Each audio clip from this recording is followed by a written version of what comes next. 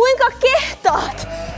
Miksei siellä naama punaisena videoita kuvaat? Sain tällaisen kommentin yhteen videoon, että ei pitäisi olla niin naama punaisena. Mä haluaisin kyllä nähdä sen tyypin, joka tekee töitä, ettei ole naama punaisena. Tai sitten ei ainakaan tee tarpeeksi. Hei, mä lähden tekemään töitä, niin otassa oikein mukava asento ja kato miltä näyttää päivä maatilalla. Mä tosiaan pyöritän maatilaa täällä Urjalassa ja meillä on tämmönen keskisuuri maatila. Eli meillä on peltoviljelyä ja sen lisäksi meillä on nautojen loppukasvatusta, eli tuotetaan lihaa. Ja sen lisäksi meillä on sitten lampaita ja kanoja ja vähän hevosia. Peltotyöt ei ole vielä startannut ja tässä on vielä aika semmosia inhimillisiä päiviä. Mutta sitten kun keväthommat alkaa, niin sitten oikeastaan syksyyn asti on semmoinen kokoaikainen kiire päällä. Joo, nyt lähdetään tosiaan ensimmäisenä ruokkiin naudat.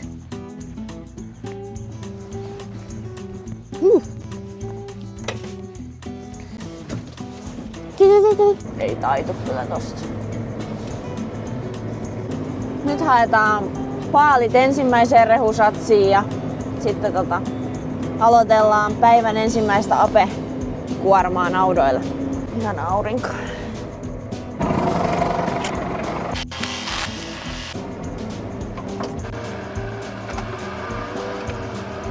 Nyt laitetaan apevaunu päälle. Eli apevaunussa on 2 ruuvia tuo pohjassa ja sitten ne pyörittää sen semmoiseksi seokseksi. Sillä välin kun odotellaan, että toi saa sekoitettua noin pari paalia, niin käydään tekemään vähän muita hommia. Tultiin hakemaan tää kauha alas, niin saa äiti sit siivota jotain mitä halus. Jees, nyt saa apepyöriä valmiiksi ja sen jälkeen jaetaan se. Sitten päivällä tehdään muita hommia, saatetaan ajaa paskaa tai tehdä muuta korjaustöitä. Nyt kun on kevät tullut rytinällä, niin on alettu myös siivoa nurkkia ja löydetty kaikennäköistä romua nurkista ja koitetaan saada tää siistiksi, että sit kun tilamyymälä joskus aukeaa, niin tänne kehtaa päästää ihmisiä. Ja tosiaan äiti on meillä töissä tai mulla ja hän hoitaa lampaiden aamuhommat. Nyt se heittää heitti hevosetkin ulos ja sen lisäksi se hoitaa vasikat. Jaha, vanha isäntäkin on noussut. Oletko sä johonkin lähdössä, kun sulla on noin reipas askel on?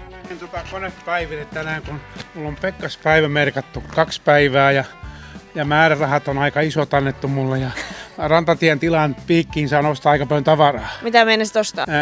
Uuden kaivurin ja sitten energiakouran siihen. Aika kiva. No, semmoista sitten.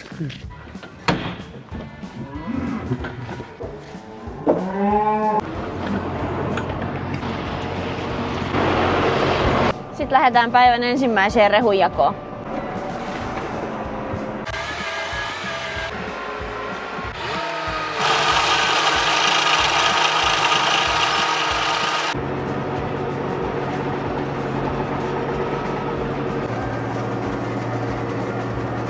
Nyt on naudat ruokittu. Jes, nyt saatiin eläimet ruokittua ja mä lähden itse syömään. Juoksu jalkaa. Joo, mulla on vähän lippalakkikin on jo. Mä menen vähän katsomaan mitä kivaa mä näen taas. Eläinten ruokinta vie yleensä aikaa semmoisen 2 tuntia. Ja lounaan jälkeen otettiinkin vastaan meidän uudet maansiirtokärryt. No niin, nyt ne tuli. Minun kasaamat kärryt. No on se hieno. Ite kun kasas, niin sai tommosen. Mutta tämän kasaamisesta ja esittelystä voitaisiin tehdä sitten ihan oma video. No niin, nyt lähdetään vaihtamaan petivaatteita naudoille.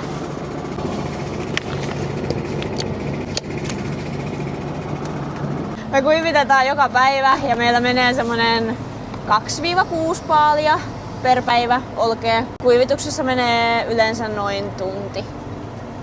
Joskus tökkii, niin sit menee 2. Aika kuivaa on. Ei oo pahaakaan. Joskus kun jos on oikein niin märät kelit tai sateista, niin sitten noikin on tietysti märempiä. Tällä kun on hyvät kelit, niin noi pysyy tosi hyvin pitkän aikaa. Tätä ohjataan tämmöisellä kapulalla ja tällä voi torvea säätää. Sitten tästä paneelista pystyy säätämään nopeutta ja siitä säädetään luukkuja ja muita.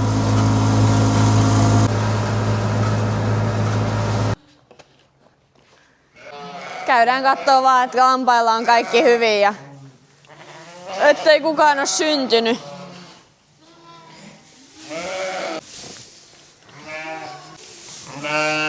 Nää täytyy kuivittaa ihan käsi.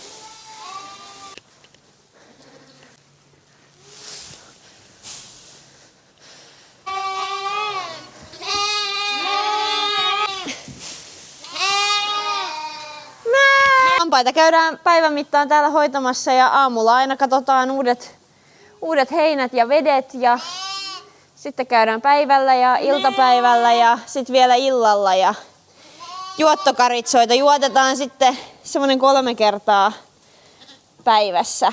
Että ne saa aamulla, päivällä ja sitten illalla maitoa. Ja sitten tietysti muuten seurataan, että kaikilla on kaikki hyvin ja nyt on 17 karitsoinut ja olisiko näitä 45 karitsaa hengissä. Hommiakin on joskus saattaa olla, mutta mä koitan niistä olla elossa.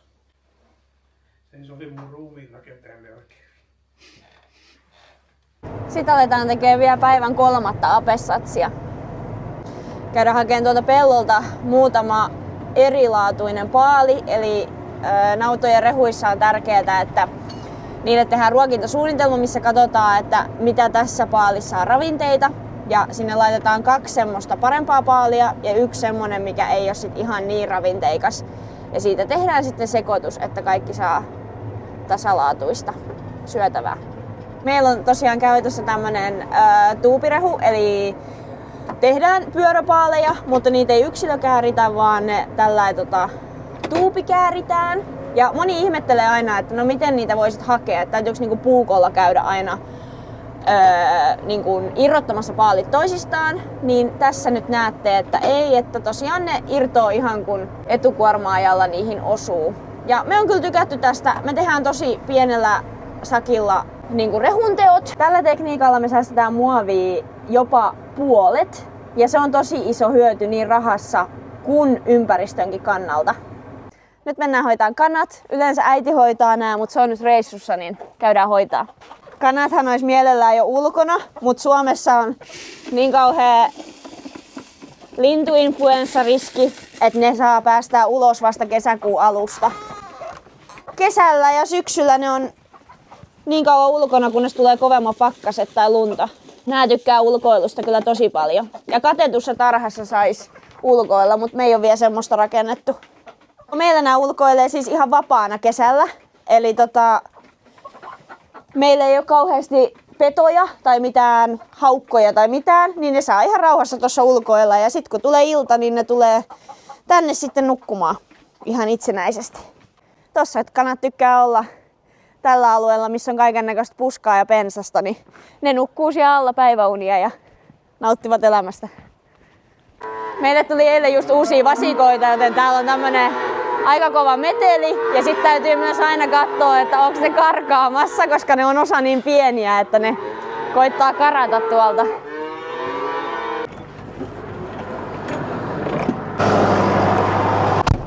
Tää on meidän rehustamo. Ja täältä me laitetaan tänne appeen sekaan viljat, kivennäiset ja muut lisäaineet. Eli meillä on tässä mylly, joka rikkoo ne siemenet semmoseksi, tai jyvät semmoseksi jauhoksi. Ja sitten meillä tuolla ylhäällä on kaikki säkkitavarat, mistä laitetaan kaikki muu sitten. Nyt mennään jakaan ilta-apetta kotinaudoille.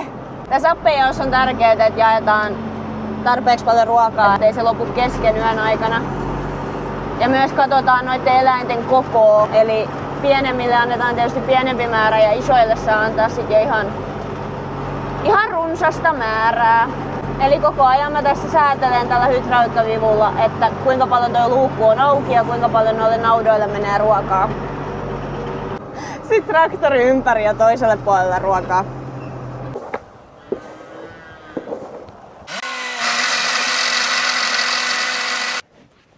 Omakin iltaruoka venähti jo, mutta eläimet täytyy hoitaa ensin ja vielä on lampaat hoitamatta, joten mennään sinne sitten eka.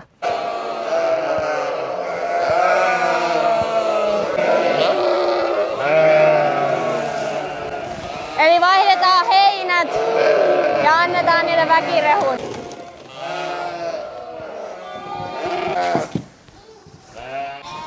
Paistakaa! Ei oo uuhilla helppoa, kun karitsat koittaa varastaa niittenkin ruuat. Sitten nämä vanhat heinät annetaan hevosille. Lampaat on niin nirsoja, että ne ei enää tämmöstä syö.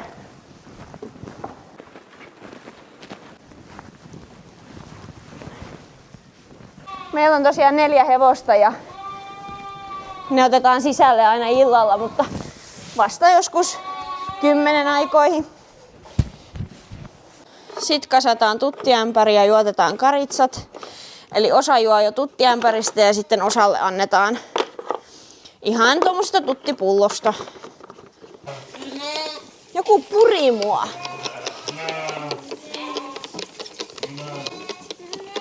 Tää voit antaa toiselle.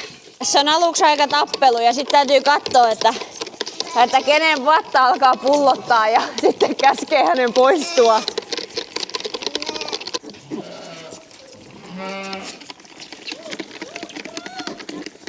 Ja sitten noi pienemmät ei pääse, kun noi vahvat tässä tuttiämpärissä niin vie kaikkien paikat. Te muut kyllä saitte. Miksi siellä naama punaisena videoita kuvaat? Sain tällaisen kommentin yhteen videoon, että ei pitäisi olla niin naama punaisena. Mä haluaisin kyllä nähdä sen tyypin, joka tekee töitä, ettei ole naama punaisena. Tai sitten ei ainakaan tee tarpeeksi. Sitten tehdään hevosille vielä väkirehut turpoamaan jo iltaa varten. Nyt tulee varmaan vesi jo ylittä.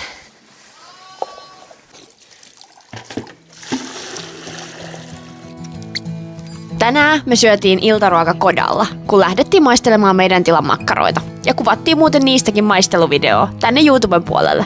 Jos kiinnostaa, niin kannattaa pysyä kuulolla. Tommoset etiketit. Onko hyvät?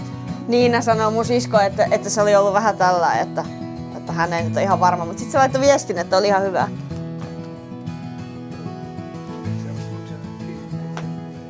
Sitten kotiin takas lepäämään ja hetken päästä tullaan takaisin.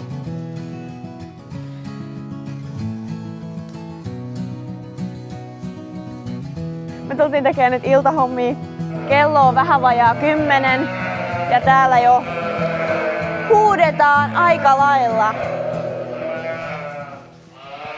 Ekaksi annetaan lampaille uudet heinät, että ne hiljenee.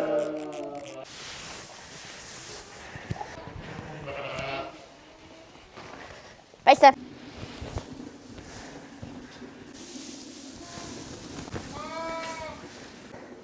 Ei ole vieläkään kukaan synnyttämässä.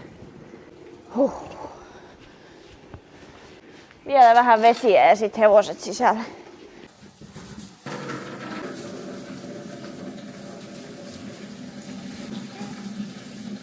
Aika leikkihakua. No niin, lampaat saatiin hoidettua, niin nyt mennään hakemaan hevoset sisälle. Täällä on Taavi ja Rampo ensimmäisenä.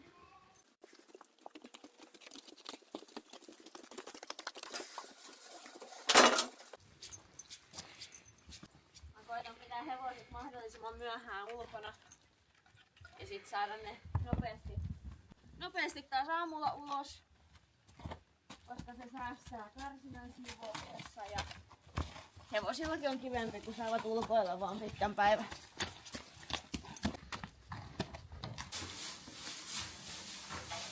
Sitten on vielä Eikka ja Fiksu saa tulla vapaan.